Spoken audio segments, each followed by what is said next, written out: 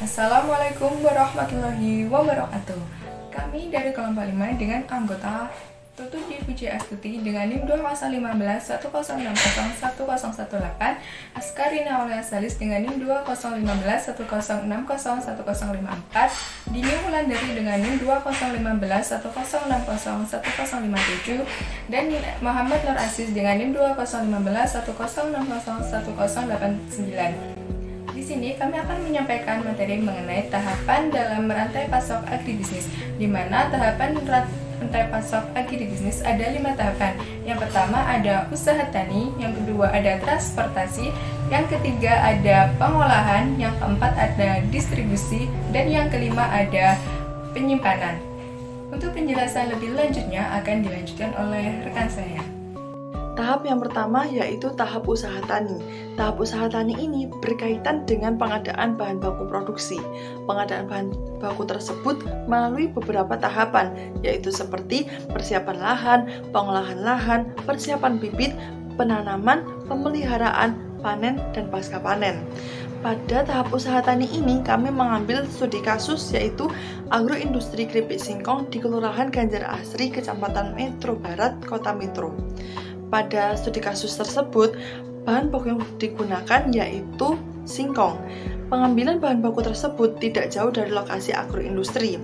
Lalu, kualitas singkong yang digunakan juga baik, yaitu daging ubi berwarna putih yang berukuran besar serta tidak rusak atau masuk jenis singkong makan. Sehingga bahan baku yang digunakan ialah bahan baku terbaik akan menghasilkan produk keripik singkong yang baik. Yang kedua adalah tahap transportasi.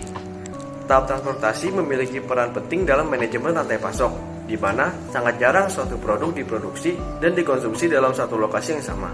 Strategi rantai pasok yang sukses memerlukan adanya pengelolaan transportasi yang tepat. Pengelolaan kegiatan transportasi yang efektif dan efisien akan memastikan pengiriman barang dari perusahaan ke pelanggan dengan tepat waktu, jumlah, kualitas, dan juga tepat penerima. Transportasi merupakan aktivitas yang paling mudah dilihat sebagai kegiatan utama logistik. Fungsi penting dari transportasi adalah memberikan solusi layanan logistik, pergerakan produk, dan penyimpanan barang. Sedangkan dalam pergerakan produk transportasi memainkan peran melakukan pergerakan barang-barang. Tahap dalam rantai pasok agribisnis yang selanjutnya yaitu adalah tahap pengolahan. Tahapan pengolahan merupakan proses merubah bahan mentah menjadi barang jadi maupun barang setengah jadi. Tahapan pengolahan padi untuk menjadi beras melalui beberapa tahap. Yang pertama yaitu adalah tahap perontokan dan pengeringan. Tahap perontokan merupakan proses memisahkan gabah dari merang. Sedangkan pengeringan merupakan proses mengurangi kadar air pada gabah dari hasil panen untuk keperluan simpan maupun keperluan penggilingan. Yang kedua yaitu adalah proses pecah kulit. Setelah dirontokkan, gabah dimasukkan ke mesin pemecah kulit untuk mengelupaskan sekam dari gabah. Hasil biji beras pada proses ini biasa disebut dengan beras pecah kulit atau brown rice. Yang ketiga yaitu adalah proses penggilingan, yaitu merupakan proses mengelupaskan lapisan kulit ari sehingga didapat biji beras yang putih bersih. Dalam proses pengolahan, industri juga melakukan sortasi untuk mendapatkan kualitas beras premium. Sebelum dikemas, produk diuji lab untuk memastikan kualitas kandungan gizi dan residu kimia pada produk. Tahapan selanjutnya yaitu adalah tahapan distribusi.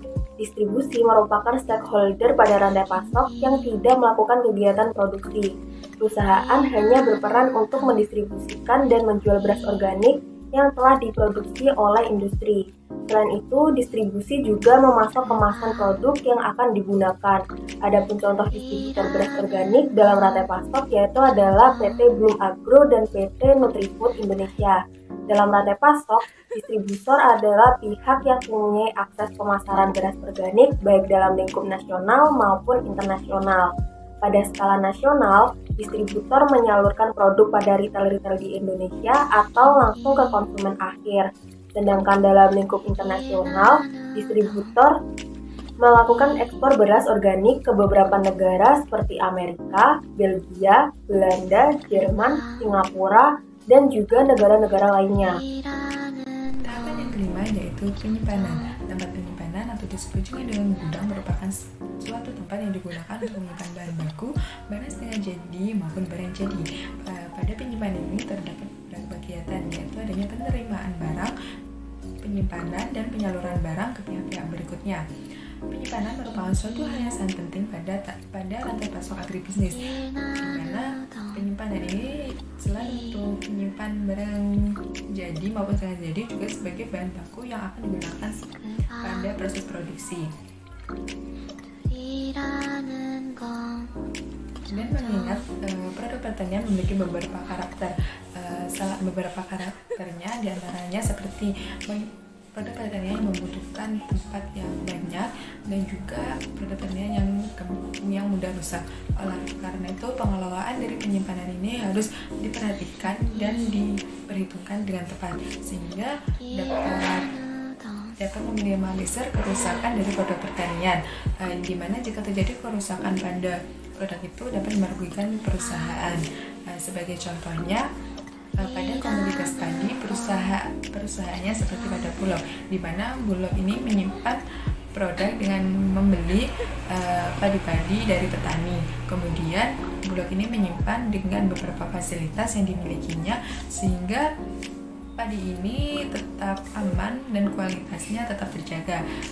Kemudian Bulog ini juga menyalurkan padinya kepada pihak-pihak berikutnya.